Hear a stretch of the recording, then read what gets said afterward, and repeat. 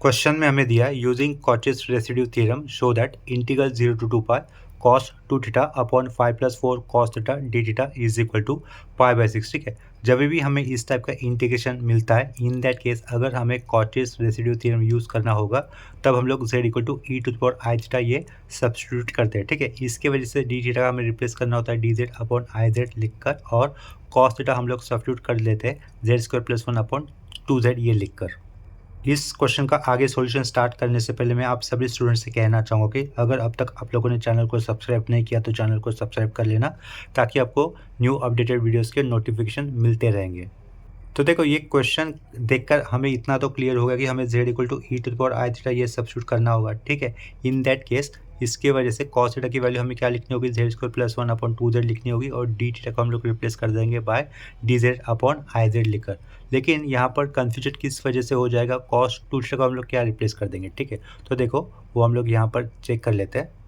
Complex number Euler form में इस तरीके से लिखा जाता है e to the power i theta अगर रेडियस 1 होगी तो। ठीक है, तो ये क्या लिखा, फिर मैंने कॉम्प्लेक्स नंबर लिखा है यूलर फॉर्म में जिसकी रेडियस 1 कंसिडर की है। यही कॉम्प्लेक्स नंबर पोलर फॉर्म में हम लोग कैसे लिख सकते हैं, cos theta plus i sine theta लिख सकते हैं। ठीक है, या भी आप लोग इसको एक एडिटिव भी मान सकते हो। E to the power i theta मतलब क्या होगा, cos theta plus i sine theta रहेगा। ठीक है, अगर ई की पावर में माइनस आई थीटा होता तो आगे कैसे लिखते थे हम लोग, कॉस थीटा माइनस आई साइन थीटा लिखते थे। ठीक है, अभी यहाँ पे ध्यान दो, अगर मैं दोनों साइड में पावर 2 कर लेता तो ये कैसे हो जाएगा, e to the power i theta हो जाएगा। यहाँ पर मैंने क्या कर दिया, पावर 2 कर दिया। ठीक है, तो इधर cos theta plus i sine theta इसके भी पावर में मैंने क्या कर दिया, 2 कर दिया। तो ये जो राइट साइड में लिखा है ना हम लोगों ने इक्वल टू के आगे, यहाँ पर हम लोग डी मोइवियस थ्योरम अप्लाई कर सकते हैं। उसके अकॉर्डिंग क्या हो जाएगा, जो भी पावर है वो इस थीटा के पहले हमें लिखना होगा। तो लास्ट स्टेप में हम लोग इक्वल टू के आगे क्या अप्लाई कर सकते हैं, डी मोइवियस थ्योरम। उसके अकॉर्डिंग वो क्या होगा, कॉस 2 थीटा लिखेंगे प्लस आई साइन 2 थीटा ऐसा लिख सकते हैं। ठीक है, और लेफ्ट साइड में क्या, ये e to the power i theta है और उसके पावर में ये 2 लिखा हुआ है। ठीक है, अभी यहाँ पे ध्यान दो, कॉस 2 थीटा ये हमारे क्वेश्चन के अंदर दिया हुआ है न्यूमरेटर में। ठीक है, कॉस 2 थीटा ये हमें क्वेश्चन में दिख रहा है न्यूमरेटर में, लेकिन कॉस 2 थीटा को हम लोग यहाँ पर क्या कहेंगे, रियल पार्ट कहेंगे। ठीक है, ये क्या कहेंगे, उसको रियल पार्ट कहेंगे। और ये जो साइन 2 थीटा दिख रहा है वो क्या हो जाएगा, इमेजिनरी पार्ट, यानी कि उसको मैंने आई पी से रिप्रेजेंट किया। ठीक है, तो देखो अगर हम लोग e to the power i theta उसका पावर 2 इसको एक्सपांड करते हैं तो हमें cos 2 theta plus i sine 2 theta मिलता है, जिसमें से कॉस 2 थीटा को क्या कहा जाता है, रियल पार्ट कहा जाता है। ठीक है, तो हम लोग कॉस 2 थीटा को किस तरीके से रिप्लेस कर सकते हैं नेक्स्ट स्टेप में। देखो पहले तो ये जो भी क्वेश्चन दिया है ना उसको हम लोग आई से रिप्रेजेंट कर लेंगे। तो लेफ्ट साइड में मैंने ये आई लिखा, आई लिखने के बाद दिया हुआ क्वेश्चन एक बार फिर से लिख लेता हूँ, इंटीग्रल 0 से लेकर 2 पाई। ठीक है, ऊपर क्या रहेगा, कॉस 2 थीटा रहेगा, और अपॉन में हम लोग क्या लिखेंगे, 5+4 कॉस थीटा लिख देंगे। साइड में ये डी थीटा लिखा। ठीक है, तो फिर से ये आई लिखा, इक्वल टू कर दिया है। अभी यहाँ पर ध्यान दो, cos 2 थीटा ये क्या है, रियल पार्ट है, लेकिन रियल पार्ट किसका है, e to the power i theta का होल स्क्वायर इसका है। ठीक है, तो हम लोग आगे क्या लिखेंगे, आर पी लिखा, आर पी यानी कि रियल पार्ट 0 से लेकर 2 पाई, ये इंटीग्रेशन एज इट इज रखा। cos 2 थीटा मतलब cos 2 थीटा, लेकिन वो क्या था, आर पी था, तो आर पी लेफ्ट साइड में लिखा, लेकिन रियल पार्ट किसका था, e to the power i theta का होल स्क्वायर। ठीक है, इसका था, राइट। अपॉन में क्या कर देंगे, ये 5+4 cos थीटा लिख देंगे, 5+4 cos थीटा लिख दिया। साइड में क्या रहेगा, डी थीटा रहेगा। ठीक है, ये हम लोगों ने एज पर अपने कन्वीनियंट के हिसाब से चेंजेस कर दिए है, जिसका मीनिंग तो चेंज नहीं हो रहा है। देखो e to the power i theta का होल स्क्वायर मतलब ही क्या होता है, cos 2 theta plus i sine 2 theta होता है। इसमें से हमें किसकी ज़रूरत है, सिर्फ कॉस 2 थीटा की ज़रूरत है। इसके कारण हम लोगों ने शुरुआत में क्या लिखा है, आर पी यानी कि रियल पार्ट लिखा है। ठीक है, अभी इसके बाद हम लोग क्या कर सकते हैं, पुट z इक्वल टू क्या लिख सकते हैं, e to the power i theta लिख सकते हैं। ठीक है, अभी इसका दोनों साइड डिफरेंशिएट करें तो लेफ्ट साइड में क्या होगा, डी जेड होगा, e to the power i theta का डेरिवेटिव होगा तो पहले तो इट सेल्फ, साइड में पावर में जो आया उसका डेरिवेटिव करेंगे तो यहाँ पर आई होगा। ठीक है, थीटा का डेरिवेटिव 1 होगा, लेकिन विद रिस्पेक्ट टू थीटा कर रहे हैं इसके कारण लास्ट में हमें डी थीटा लिखना होगा। ठीक है, तो इस कॉमा के आगे हमें लोग क्या लिख सकते हैं, ये आई को अगर मैं लेफ्ट साइड में लेता हूँ तो क्या हो जाएगा, डी जेड अपॉन आई होगा। ठीक है, और e to the power i theta को क्या माना था, जेड माना था, तो इससे जेड कंसिडर कर हम लोग लेफ्ट साइड में लिख सकेंगे तो वो अपॉन में आएगा जेड भी। ठीक है, इक्वल टू के आगे क्या रहेगा, डी थीटा रहेगा। तो ये हमें रिप्लेस करना होगा कहाँ पर, ये जो डी थीटा दिख रहा है ना लास्ट में, उसको हम लोग कैसे रिप्लेस करेंगे, d z upon i z लिखकर। ठीक है, जब हम लोग z equal to e to the power i theta लिखते हैं, in that case cos theta हमें क्या रिप्लेस करना होता है, जो कि जैसे कि हम लोगों ने पिछले लेक्चर में देखा था, वो हमने सब्स्टिट्यूट करना होता है z² + 1/2 2z, ठीक है। तो ये सारे चेंजेस हम लोग इस क्वेश्चन के अंदर कर देंगे और ऐसा करने की वजह से ये इंटीग्रल 0 से लेकर 2 पाई है, वो क्या हो जाएगा, काउंटर हो जाएगा जिसका सेंटर कहाँ पे होगा, ओरिजिन पे होगा और रेडियस कितनी होगी, 1 होगी, ठीक है। तो देखो ये सारे चेंजेस हम लोग इस क्वेश्चन के अंदर कर देंगे। लेफ्ट साइड में ये आई तो हमें लिखना होगा, ठीक है, ये आई लिखा, यहाँ पर आर पी आएगा, रियल पार्ट आएगा, इंटीग्रेशन अभी देखो 0 से लेकर 2 पाई का नहीं रहेगा, ये क्लोज इंटीग्रल रहेगा, तो इसको मैंने नीचे सी लिखा है, ठीक है। E to the power i theta हमने क्या लिया था, जेड लिया था, यहाँ पे क्या दिखेगा आपको, जेड स्क्वायर, तो ये सेंटर लाइन पहले पुट की, ऊपर क्या लिखा, जेड स्क्वायर पुट किया, यहाँ पर ये 5+4 आएगा, ठीक है, यहाँ पर ब्रैकेट कॉस थीटा की वैल्यू हम लोग सब्स्टिट्यूट करेंगे, वो क्या होगी, Z square plus 1 upon 2z होगी, राउंड ब्रैकेट क्लोज, यहाँ पे डॉट दिया, डी थीटा की वैल्यू सब्स्टिट्यूट करनी होगी, वो क्या होगी, D z upon i Z ये हो जाएगी, ठीक है। इसके वजह से ये जो काउंटर आया ना, यहाँ पर वो काउंटर क्या होगा, सर्कल होगा जिसकी रेडियस कितनी होगी, 1 होगी, ठीक है। ये सेमी कॉलन दिया, ये काउंटर रहेगा जिसकी रेडियस कितनी होगी, 1 होगी, ठीक है।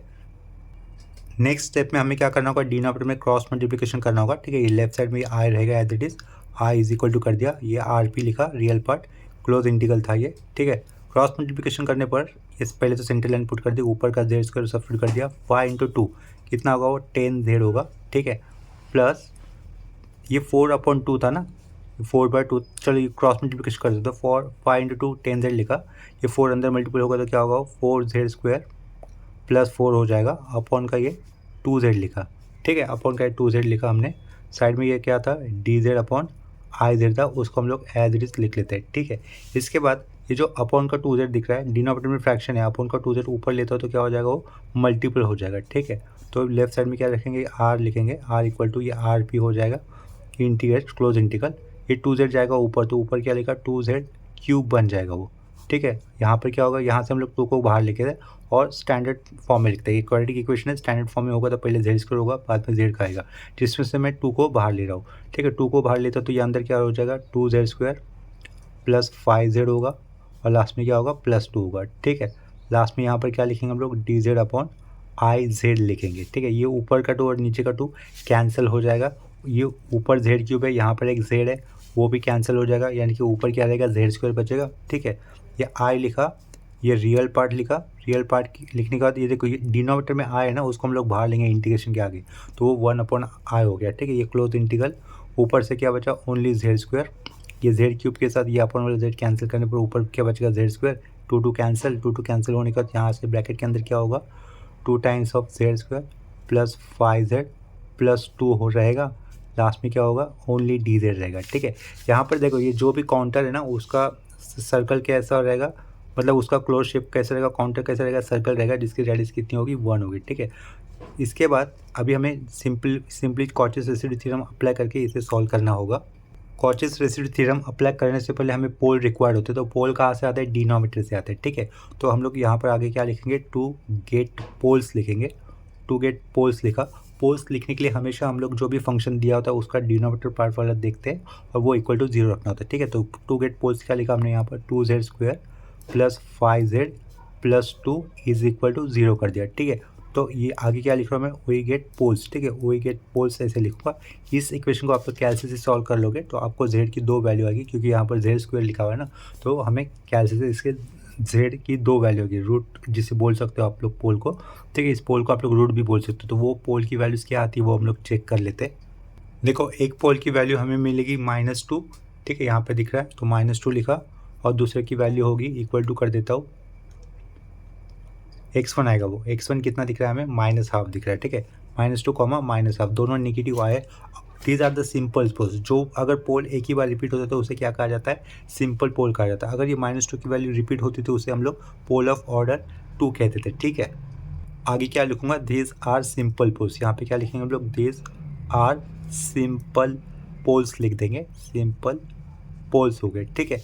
आउट ऑफ दिस पोल्स, आगे क्या लिखूंगा मैं, आउट ऑफ दिस पोल, कौन सा बाहर रहेगा, z इक्वल टू -1/2, ये इनसाइड सी रहेगा, क्योंकि -1/2 यानी कि 0.5 और रेडियस कितनी है, 1 है, ठीक है। तो 0.5 इस 1 से कम ही है ना, तो out of this poles, POL लिखा हुआ है, out of this pole z equal to -1/2, this pole lies inside C, this pole lies inside C, ठीक है, and z equal to -2, this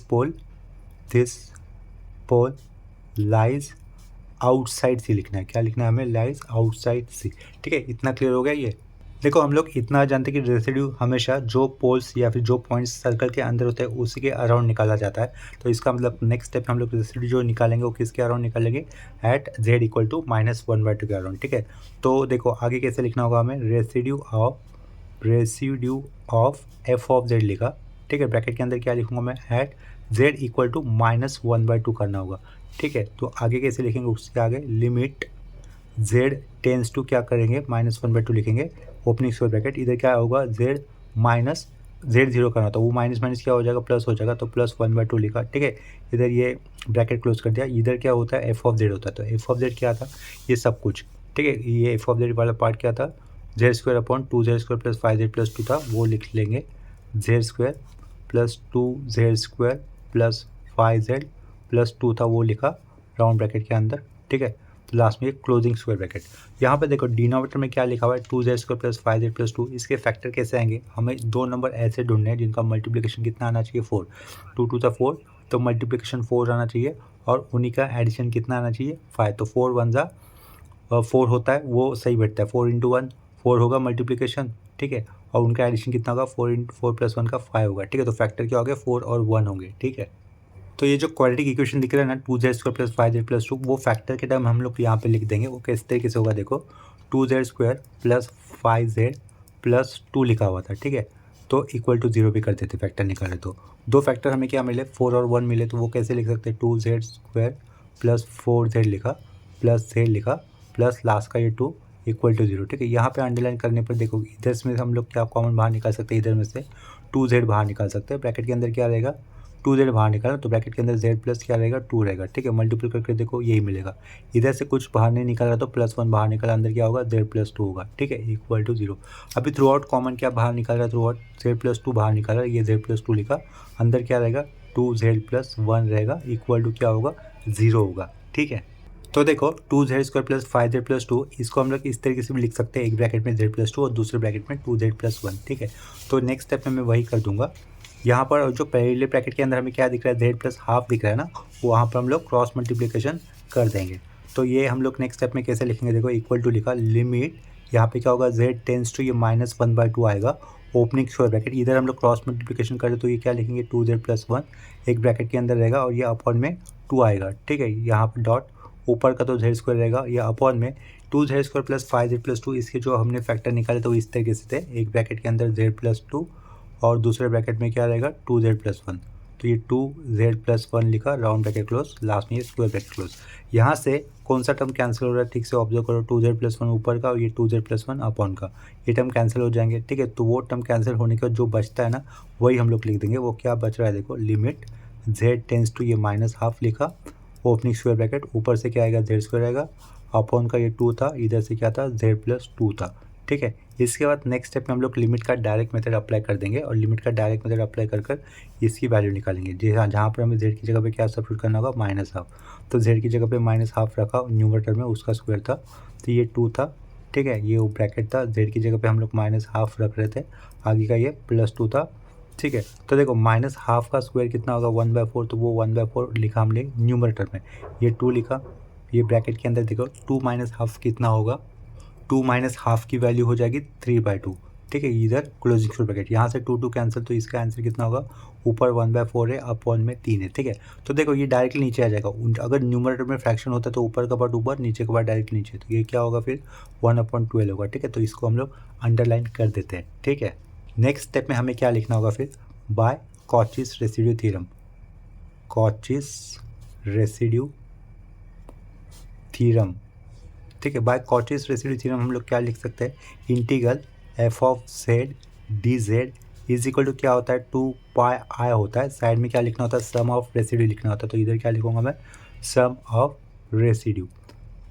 ठीक है, वो क्या होगा? देखो अपने केस में ये पीछे ये क्या है? दिया हुआ इंटीग्रल होगा। दिया हुआ इंटीग्रल कौन सा था? चेक कर लो। देखो ये अंडरलाइन किया हुआ, ठीक है, ये जो अंडरलाइन किया हुआ पार्ट है ना, वो अपना दिया हुआ इंटीग्रल था। ठीक है, इसको हम लोगों ने कॉचीस रेसिड्यू थ्योरम से अब सॉल्व किया हुआ है, तो वो हम लोग पीछे एक फंक्शन लिख लेंगे। फिर से एक बार बता देता हूँ, ये integral F of the D Z अपने इस केस में कौन सा पार्ट रहेगा, ये अंडरलाइन किया हुआ पार्ट रहेगा जिसके अंदर 1/i नहीं है, ठीक है, इतना याद रखो, सिर्फ ये वाला पार्ट है। तो पहले वो हम लोग लिख लेंगे, क्लोज इंटीग्रल, साइड में क्या था जेड स्क्वायर था, अपॉन में क्या था 2z² plus 5z+2 round bracket, यहाँ पर क्या था डी जेड था, ठीक है। तो ये वाला पार्ट हमने यहाँ पे फिर से लिखा, is equal to right side में ये 2πi आएगा, 2πi लिखा, ब्रैकेट के अंदर क्या लिखना है सम ऑफ रेसिड्यू, एक ही पॉइंट के अराउंड रेसिड्यू हमें मिला जिसका आंसर कितना था 1/12, तो इधर क्या लिख देंगे 1/12 लिख देंगे, ठीक है, इतना क्लियर हुआ होगा। लेकिन देखो ये सिर्फ एफ ऑफ जेड का हम लोगों ने राइट साइड में रेसिड्यू निकाला, लेकिन एक्चुअल क्वेश्चन ऐसा नहीं था। एक्चुअल क्वेश्चन के अंदर क्या लिखा होता चेक कर लो, लेफ्ट साइड में देखो ये आई जो दिख रहा है, आई यानी कि एक्चुअल क्वेश्चन वो क्या था, रियल पार्ट अपॉन 1+i था, real part is equal real part dot 1/i था, ठीक है। तो इस क्वेश्चन के पहले हमें ये वाला पार्ट इंक्लूड करना पड़ेगा, ठीक है, तब जाके हमें ये मेन इंटीग्रल मिल जाएगा एक्चुअल क्वेश्चन वाला। तो हमें क्या करना है, ये जो एफ ऑफ जेड हमने माना था उसके पहले हमें क्या लिख लेना होगा, रियल पार्ट 1/i लिखना होगा, ठीक है। तो हम लोग एक्चुअल का मेन क्वेश्चन होने के लिए इसके पहले हमें क्या लिखना चाहिए, रियल पार्ट 1/i लिख लेना चाहिए, ठीक है। फिर उसके बाद हम लोग ये इंटीग्रल सी z² अपॉन का 2z² प्लस 5z+2 लिख देंगे, साइड में क्या होगा डी जेड होगा, ठीक है, इज इक्वल टू, यहाँ पे देखो मेन क्वेश्चन के पीछे हम लोगों ने क्या ऐड किया था, रियल पार्ट 1/i ऐड किया, तो उसको बैलेंस रखने के लिए वो इक्वल टू के आगे भी लिखना होगा, ठीक है। तो इक्वल टू के आगे लिखेंगे तो क्या लिखा, रियल पार्ट लिखा, 1/i लिखा, ठीक है, ये 2πi लिखा, इंटू क्या किया 1/12 किया। तो इधर से देखो ये i और ये i कैंसिल, 2 ऊपर है 12 नीचे, तो इधर से क्या बचेगा सिर्फ π/6 बचेगा। तो ये क्या लिखा, रियल पार्ट ऑफ π/6 लिखा, ठीक है, यहाँ पर अंडरलाइन कर लेते हैं। ये कैसे लिखा हुआ है, ये सब कुछ इक्वल टू के आगे लिखा हुआ है, ठीक है। रियल पार्ट क्या बचेगा, सिर्फ π/6 बचेगा, इक्वल टू के आगे ये वाला पार्ट था, आई कैंसिल 2/12 π/6, ठीक है। और इसके पीछे क्या होगा, इसके पीछे रियल पार्ट 1/i और एक्चुअल क्वेश्चन रहेगा, ठीक है। क्लोज इंटीग्रल, ऊपर क्या आएगा, ये z² आएगा, अपॉन में क्या आएगा 2z² plus 5z+2 round bracket के अंदर, और यहाँ पे क्या होगा डी जेड होगा, ठीक है। तो देखो ये जो पूरा पार्ट हमने लिखा हुआ है ना, ये क्या है अपना आई है, यानी कि मेन क्वेश्चन है, ठीक है। तो इसकी जगह पे हम लोग फिर से आई लिख सकते हैं। और देखो रियल पार्ट ऑफ π/6 ये खुद रियल पार्ट है, तो रियल पार्ट ऑफ π/6 क्या होता है, π/6 ही होता है, यानी कि ये हमारा शो दैट वाला काम कंप्लीट हो जाएगा। यहाँ पे देखो पिछले पेज पे हमने क्या लिखा था, real part with 1/i integral z² upon 2z² plus 5z+2, ये क्या होता है, मेन दिया हुआ एक्चुअल क्वेश्चन रहेगा i, ठीक है। तो नेक्स्ट स्टेप में हम लोग इक्वल टू के पीछे वाले पार्ट को i से रिप्रेजेंट करके, और राइट साइड में π/6 का रियल पार्ट क्या होगा, π/6 ही होगा, ठीक है। तो वो शो दैट वाला काम अपना कंप्लीट हो जाएगा।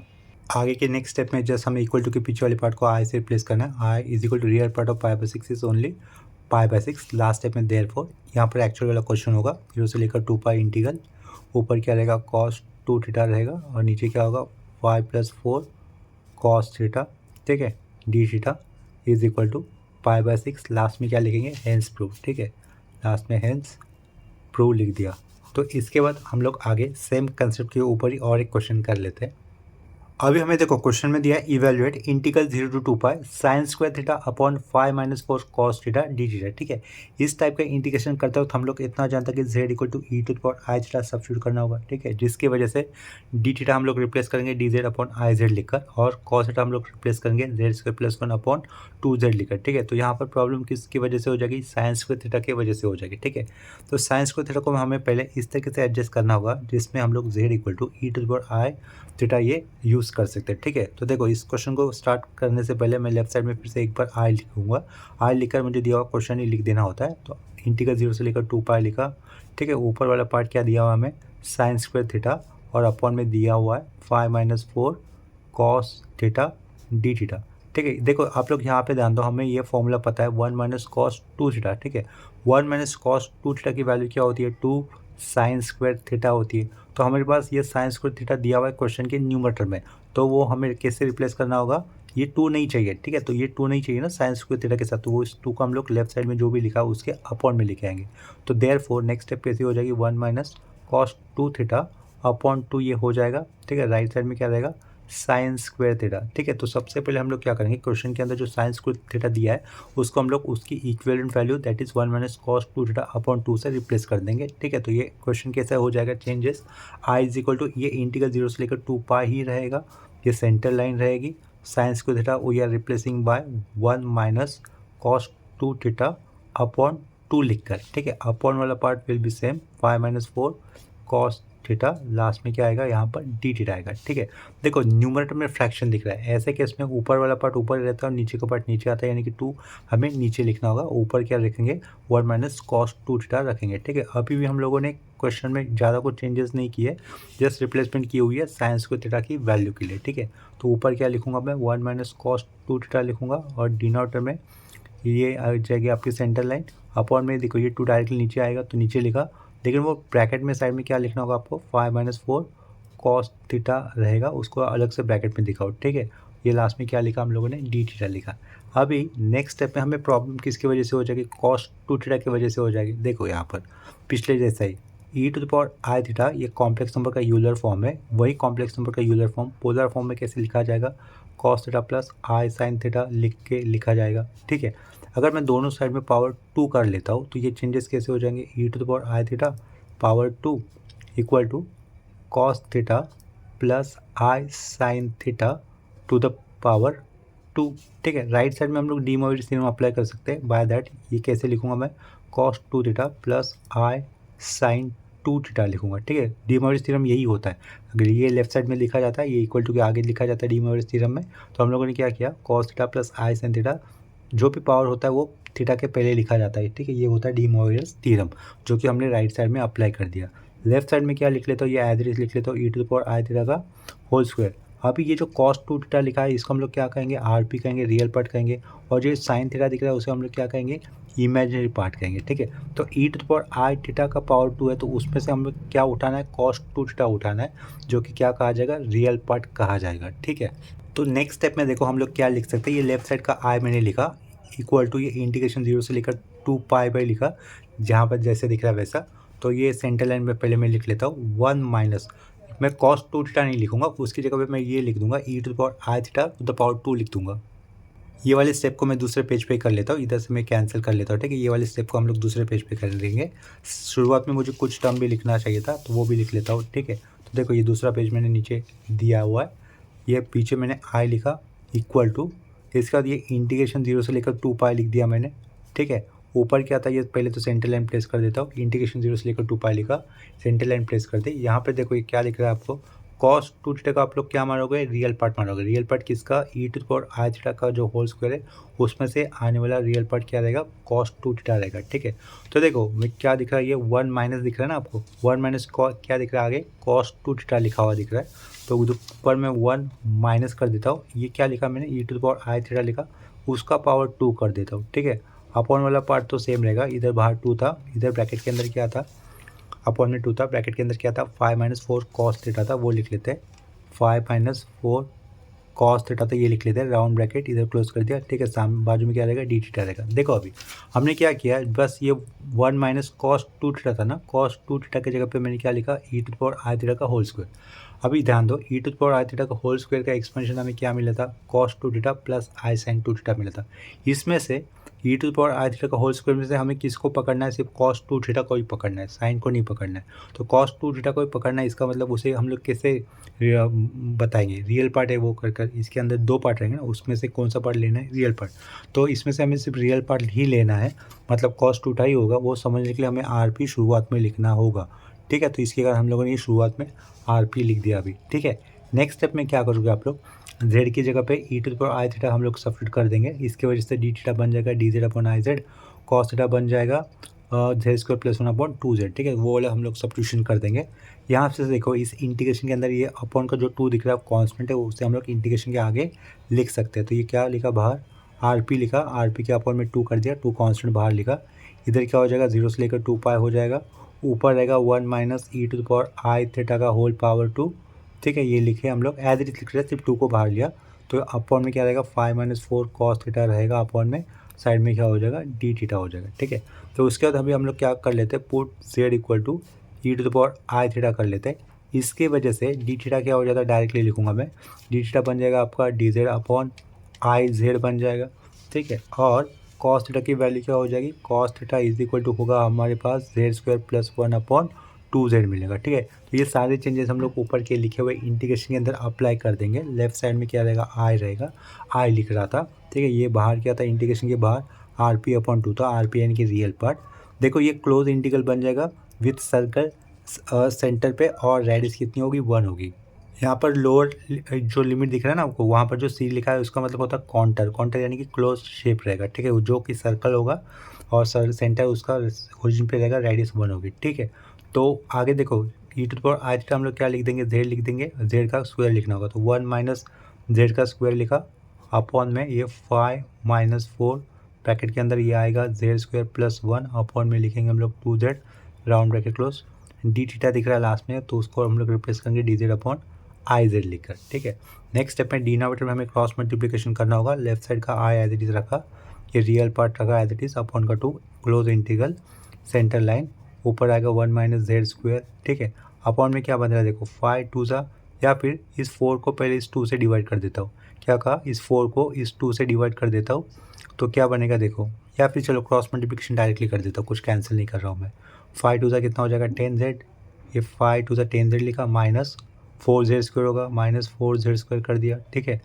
और फिर माइनस 4 इंटू 1 माइनस 4 लिखा, अपॉन में क्या आएगा 2z तो आएगा अपॉन में, तो अपॉन का 2z भी लिखा, साइड में क्या लिखूंगा मैं, D z upon i Z लिख रहा हूँ, ठीक है। तो देखो ऊपर न्यूमरेटर से मैं माइनस साइन को बाहर ले रहा हूँ, लेफ्ट साइड में ये आई लिखा, ये रियल पार्ट अपॉन 2 लिखा, क्लोज इंटीग्रल रहेगा ये, ठीक है। न्यूमरेटर से हम लोग माइनस साइन को बाहर ले रहे हैं, माइनस साइन बाहर लिया तो अंदर माइनस जेड स्क्वायर का प्लस जेड स्क्वायर हो जाएगा, और प्लस 1 का माइनस 1 हो जाएगा, ठीक है, माइनस 1 लिखा हुआ है अपॉन वाली लाइन में। तो देखो ये जो इसको हम लोग एडजस्ट करके लिख लेते हैं, ठीक है। यहाँ से ये जो न्यूमरेटर दिख रहा है ना आपको, न्यूमरेटर से भी माइनस साइन बाहर ले रहा हूँ, न्यूमरेटर से माइनस साइन बाहर लेने पर वो कैसा रहेगा, 4z स्क्वायर प्लस 10z का माइनस 10z होगा, और माइनस 4 का क्या हो जाएगा, प्लस 4 हो जाएगा, ठीक है। अपॉन में क्या था, इसके अपॉन में क्या था 2z था, वो अपॉन का 2z लिख दिए, साइड में क्या रहेगा D z upon i Z रहेगा। इधर से ध्यान दो ये माइनस माइनस साइन बैलेंस हो जाएगा, डिनोमिनेटर में फ्रैक्शन है, तो डिनोमिनेटर अगर फ्रैक्शन है तो वो वाला पार्ट ऊपर जाएगा अपॉन वाला पार्ट, ठीक है।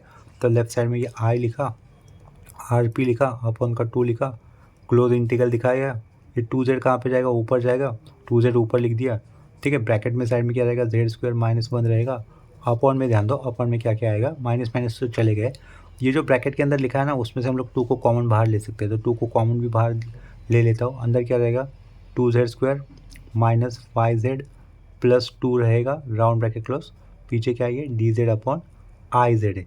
यहाँ से देखो क्या क्या कैंसिल हो रहा है, ये z और ये z कैंसिल, ऊपर का 2 नीचे का 2 कैंसिल, जो टर्म बचेंगे ना उसे लिख लेंगे, ठीक है। और राइट साइड में ये जो अपॉन का आई जो दिख रहा है ना वो भी रहेगा, उसको हम लोग इंटीग्रेशन के आगे लिख देंगे, ठीक है। तो क्या लिखा, ये आर पी लिखा, अपॉन में 2i लिख दिया, ठीक है, close integral.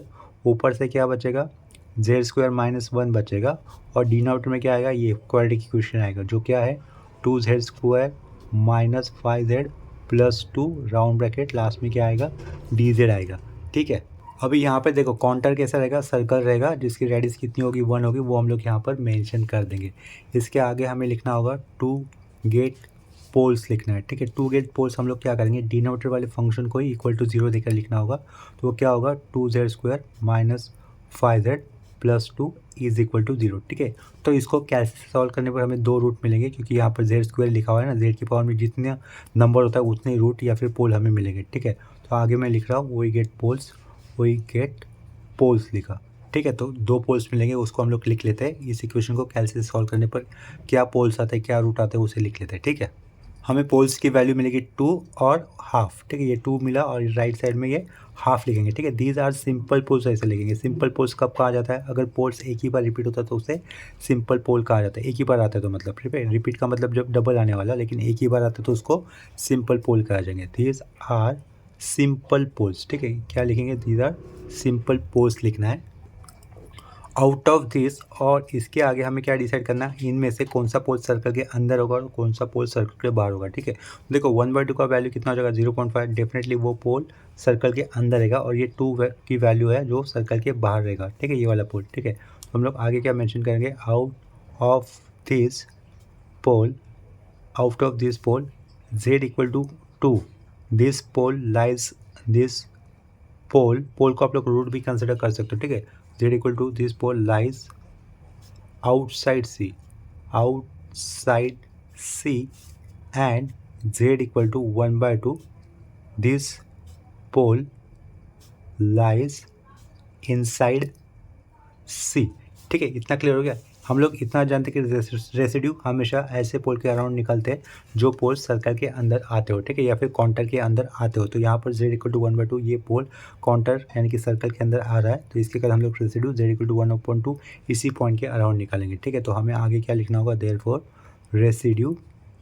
Residue of f of z लिखा हमने, ब्रैकेट के अंदर क्या लिखूंगा मैं, एट z इक्वल टू 1/2, ठीक है। ये फॉर्मूला है जो कि हम लोगों ने फर्स्ट लेक्चर में डिस्कस किए थे शुरुआत में, ठीक है। तो residue of f of z at z equal to 1/2 लिखा, इज इक्वल टू यहाँ पे क्या लिखना होगा आपको, लिमिट z टेंस टू 1/2 लिखना होगा। यहाँ पे क्या लिखोगे, ब्रैकेट के अंदर z माइनस z0 होता है, z0 की वैल्यू 1/2 यहाँ पर, तो ये z माइनस 1/2 लिखा। साइड में हमें f ऑफ z लिखना होता है। f ऑफ z देखो क्या था अपने पास, ये, ठीक है। ये पूरा अंडरलाइन किया हुआ फंक्शन, जिसे मैं अंडरलाइन कर लेता हूँ। ये इस पूरे इंटीग्रल की वैल्यू हम लोग निकालने वाले हैं कॉचेस रेसिड्यू थ्योरम से। और एफ ऑफ जेड कौन सा है, ये सिर्फ जेड से जेड के टर्म में लिखा हुआ फंक्शन, ठीक है। वो क्या है, न्यूमरेटर में होगा z² - 1, उसे एक ब्रैकेट में लिख लेते हैं, और अपॉन में क्या रहेगा 2z² - 5z प्लस 2, इसे भी राउंड ब्रैकेट के अंदर लिख लेते हैं, लास्ट में एक स्क्वायर ब्रैकेट क्लोज करेंगे, ठीक है। नेक्स्ट स्टेप में हमें क्या करना है, ये जो limit z tends to half था वो लिखा हमने, इधर ये ओपनिंग स्क्वायर ब्रैकेट के अंदर ये जो पहला ब्रैकेट दिख रहा है ना, राउंड ब्रैकेट, वहाँ पे हम लोग क्रॉस मल्टीप्लिकेशन कर देंगे। क्रॉस मल्टीप्लिकेशन करने से कैसा हो जाएगा, 2z - 1 अपॉन में क्या होगा 2 होगा, ठीक है। यहाँ से ऊपर वाला टर्म एज इट इज लिखना है हमें, z² - 1, और ये डिनोमिनेटर में जो क्वाड्रेटिक इक्वेशन दिख रहा है ना, उसके हम लोग फैक्टर निकाल लेते हैं, जैसे कि इसके पहले वाले क्वेश्चन में हमने किया था, ठीक है। इसके फैक्टर निकालने वाला काम मैं दूसरे पेज पे कर देता हूँ। यहाँ पे देखो 2 2 सा कितना होगा, 4 होगा। दो नंबर ऐसे ढूंढो जिनका मल्टीप्लिकेशन +4 आना चाहिए, और उन्हीं दो नंबर का एडिशन -5 आना चाहिए, ठीक है। तो -4 इंटू -1, उनका मल्टीप्लिकेशन +4 होगा, और -4 -1 का एडिशन -5 होगा, ठीक है। यानी कि -4 और -1 are the factor for this quadratic equation which is 2z² - 5z + 2। तो देखो ये क्या लिखा मैंने, 2z² - 5z +2 लिखा इक्वल टू 0, 2z² लिखा -4z - z प्लस 2 लिखा इक्वल टू 0। यहाँ से देखो जहाँ पर अंडरलाइन किया वहाँ से कॉमन क्या निकलेगा, 2z, ब्रैकेट के अंदर क्या होगा, z - 2 होगा। इधर से कॉमन कुछ नहीं निकालता तो -1 बाहर निकाल देंगे, अंदर क्या होगा z - 2 का equal to 0। Throughout common क्या निकल रहा है, z - 2, और ब्रैकेट के अंदर क्या बचेगा साइड में, 2z - 1 इज इक्वल टू 0। तो फैक्टर क्या रहेंगे, 2z² - 5z + 2 इस इक्वेशन के लिए फैक्टर क्या रहेंगे इन टर्म्स ऑफ मतलब वो इक्वेशन हम लोग दूसरे तरीके से कैसे लिख सकते हैं, z - 2 और दूसरे ब्रैकेट में 2z - 1 इस तरीके से लिख सकते हैं, ठीक है। तो वो हम लोग यहाँ पे लिख देंगे। एक ब्रैकेट में क्या लिखना था हमें, z - 2 लिखना था, और दूसरे ब्रैकेट में क्या लिखना था, 2z - 1 लिखना था, राउंड ब्रैकेट क्लोज, लास्ट में स्क्वायर ब्रैकेट क्लोज, ठीक है। तो अभी देखो यहाँ से कैंसिल क्या हो रहा है, 2z - 1 2z - 1 कैंसिल हो रहा है, तो कैंसिल कर देंगे, और उसके बाद जो टर्म बच रहा है ना वही हमें लिखना होगा, ठीक है। तो इक्वल टू किया, limit z tends to half किया, ऊपर क्या होगा z² - 1 अपॉन में क्या होगा, ये 2 है, ठीक है। और ये ब्रैकेट के अंदर क्या था, z - 2 था, राउंड ब्रैकेट क्लोज। इसके बाद as per direct limit method हम लोग यहाँ पर ये जो लिमिट दिख रहा है ना उसको इवेल्यूट कर लेंगे, जहाँ पर हमें z की जगह पे क्या रखना है, हाफ रखना है। तो ये हाफ रखा, स्क्वायर -1 अपॉन में ये 2 रखा, ब्रैकेट z की जगह पे ये हाफ रख रहे थे, -2 लिखा, लास्ट में स्क्वायर ब्रैकेट क्लोज, ठीक है। ऊपर 1/2 का स्क्वायर करने पर कितना होगा, वैल्यू 1/4 होगा, आगे का ये -1, फिर ये सेंटर लाइन होगी, बाहर का 2, 1/2 -2 कितना हो जाएगा, 2 -3/2 होता है, ठीक है। तो ये -3/2 लिखा। ऊपर देखो ऊपर कितनी वैल्यू हो गई, 4 1 4, 1 -4 -3 -3/4 ये होता है न्यूमरेटर में, अपॉन में क्या आएगा 2 अपॉन में होगा -3, ठीक है। तो इससे सॉल्व करने पर हमें फाइनल आंसर कितना मिलता है, 1/4 मिलता है, तो वो अंडरलाइन कर दिया। लेफ्ट साइड में क्या रहेगा, residue of f of z at z equal to 1/2 था। देखो शुरुआत में हम लोग क्या कैलकुलेट कर रहे थे, इक्वल टू के पीछे residue of f of z at z equal to 1/2, जो वैल्यू हमें कितनी मिली है यहाँ पर 1/4 मिली हुई है, ठीक है। इसके बाद नेक्स्ट स्टेप में हमें लिखना है बाय कॉचीज रेसिड्यू थ्योरम, ठीक है। क्या लिखेंगे, बाय कॉचीज रेसिड्यू थ्योरम लिखेंगे, ठीक है। कॉचीज रेसिड्यू थ्योरम क्या होता है, देखो क्लोज इंटीग्रल, देखो ये सर्कल दिया, नीचे सी लिखा, दोनों में से एक लिखा तो भी चलेगा, ठीक है। कॉचीज रेसिड्यू थ्योरम, साइड में क्या होगा f ऑफ z dz, वो क्या होता है 2 पाई i ब्रैकेट के अंदर सम ऑफ रेसिड्यू लिखना होता है, ठीक है। सम ऑफ रेसिड्यू लिखा इज इक्वल टू, यहाँ पर देखो इस इक्वल टू के पीछे हमें कौन सा फंक्शन लिखना होगा, उस इक्वल टू के पीछे हम लोग ये अंडरलाइन किया हुआ ही फंक्शन लिखेंगे, ठीक है। ये सिर्फ अंडरलाइन किया हुआ फंक्शन हम लोग लिखेंगे, डायरेक्टली आई नहीं बनाना है। आई बनाने के लिए हमें उससे इस अंडरलाइन के हुए इंटीग्रेशन को आर पी अपॉन 2i लिखना होगा, ठीक है। वो हम लोग नेक्स्ट स्टेप में करेंगे। फिलहाल हम लोग एफ ऑफ जेड की वैल्यू सब्स्टिट्यूट करने वाले हैं, इंटीग्रेशन की बात कर रहे हैं। तो पीछे क्या लिखना है मुझे, इस इंटीग्रेशन के पीछे ये क्लोज इंटीग्रल आया सी लिखा, ऊपर क्या रहेगा जेड स्क्वायर माइनस 1 और अपॉन में क्या होगा ब्रैकेट के अंदर 2z square minus 5z plus 2, ठीक है। इधर राउंड ब्रैकेट क्लोज, ये एक लाइन को बड़ा कर देता हूँ, इधर क्या आएगा अपना डी जेड होगा, ठीक है। इसकी वैल्यू क्या होगी, यहाँ से ये 2 पाई आएगा, 2 पाई और ब्रैकेट में क्या लिखूंगा मैं 1/4 लिखूंगा, राउंड ब्रैकेट क्लोज कर दिया, ठीक है। लेकिन लास्ट स्टेप में जो भी हम लोगों ने इक्वल टू के पीछे लिखा हुआ है ना, वो अपना एक्चुअल क्वेश्चन नहीं है, वो अपना एक्चुअल इंटीग्रेशन नहीं है, क्योंकि ये एक्चुअल इंटीग्रेशन आए होने के लिए हमें इस इंटीग्रेशन को किससे मल्टीपल करना चाहिए, आर पी अपॉन 2i इस वैल्यू से मल्टीपल करना चाहिए। अगर हम लोग इक्वल टू के पीछे आर पी अपॉन 2i से मल्टीपल करेंगे तो उसको बैलेंस करने के लिए हमें इक्वल टू के आगे भी आर पी अपॉन 2i से मल्टीपल करना होगा, ठीक है। तो वो कर देंगे हम लोग, दोनों side R P upon 2i से मल्टीपल कर देंगे। लेफ्ट साइड में कैसे रहेगा, ये आर पी अपॉन 2i लिखा, यहाँ पर ये क्लोज इंटीग्रल, ऊपर क्या रहेगा जेड स्क्वायर माइनस 1 अपॉन में क्या आएगा 2z square minus 5z plus 2 होगा, ठीक है। राउंड ब्रैकेट के अंदर यहाँ पर क्या आएगा डी जेड आएगा, इक्वल टू के सामने आर पी अपॉन 2i लिखा हमने, यहाँ पर क्या होगा ये 2 पाई आई होगा, साइड में ये 1/4 कर देंगे, ठीक है। तो यहाँ से देखो इक्वल टू के आगे क्या क्या कैंसिल हो जाएगा, अपॉन का है ऊपर का है कैंसिल, ये 2 कैंसिल, यानी क्या रहेगा सिर्फ आर पी और ये 1/4 ये बचेगा, ठीक है। एक्चुअली पाई भी रहेगा ऊपर, तो ये आर पी पाई/4 ये रहेगा इक्वल टू के आगे, और लेफ्ट साइड में ये R P upon 2i integral Z square minus 1 upon 2z square minus 5z plus 2 dz, इसकी वैल्यू क्या हो रही है, आई हो रही है, ठीक है। तो लेफ्ट साइड में हम लोग सिंपली क्या लिख देंगे, आई लिख देंगे। चेक कर लो प्रीवियस वाले पेज पे हम लोगों ने ये R P upon 2i close integral Z square minus 1 upon 2z square minus 5z plus 2 ये क्या लिया था, आई लिया था, ठीक है। तो इसके कारण ये इक्वल टू के पीछे वाला पार्ट क्या हो गया अपना आई हो गया, ठीक है। देखो पाई/4 itself is a real part, यहाँ पर आई लिखा हुआ नहीं कहीं पर, इसका मतलब फाइनल आंसर क्या होगा अपना पाई/4 ही होगा, ठीक है। और लास्ट स्टेप में आई की जगह पे जो उन्होंने क्वेश्चन दिया था उसे हम लोग लिख लेंगे, ठीक है। तो वो क्वेश्चन क्या था देखो, देयरफॉर क्लोज इंटीग्रल 0 से लेकर, क्लोज इंटीग्रल नहीं है, इंटीग्रल 0 से लेकर 2 पाई रहेगा, ऊपर क्या होगा साइन स्क्वायर थीटा अपॉन में क्या आएगा 5-4 कॉस थीटा, यहाँ पर डी थीटा रहेगा, इक्वल टू इसकी वैल्यू कितनी होगी, रियल पार्ट पाई/4 ही है ना, तो वही हमें लिखना होगा पाई/4, यहाँ पर फिर अपना आंसर कंप्लीट हो जाता है, ठीक है। तो इस प्रॉब्लम के साथ ये लेक्चर हम लोग यहीं पे स्टॉप कर देते हैं। अगर किसी स्टेप में डाउट आया होगा या फिर कन्फ्यूजन हुआ होगा तो आप लोग मुझे कमेंट सेक्शन में इन्फॉर्म कर सकते हो। लेक्चर एंड करने से पहले मैं आप सभी स्टूडेंट्स से कहना चाहूँगा कि अगर अब तक आप लोगों ने चैनल को सब्सक्राइब नहीं किया तो चैनल को सब्सक्राइब कर लो। वीडियोज़ अगर आपको अच्छे लग रहे हैं, हेल्पफुल लग रहे हैं तो आप लोग इसे अपने फ्रेंड्स के साथ ज़रूर शेयर करना, ठीक है। और वीडियोज़ को लाइक भी कर देना। तो अभी के लिए हम लोग रुकते हैं यहीं पर, मिलते हैं नेक्स्ट लेक्चर में, तब तक के लिए बाय एंड टेक केयर।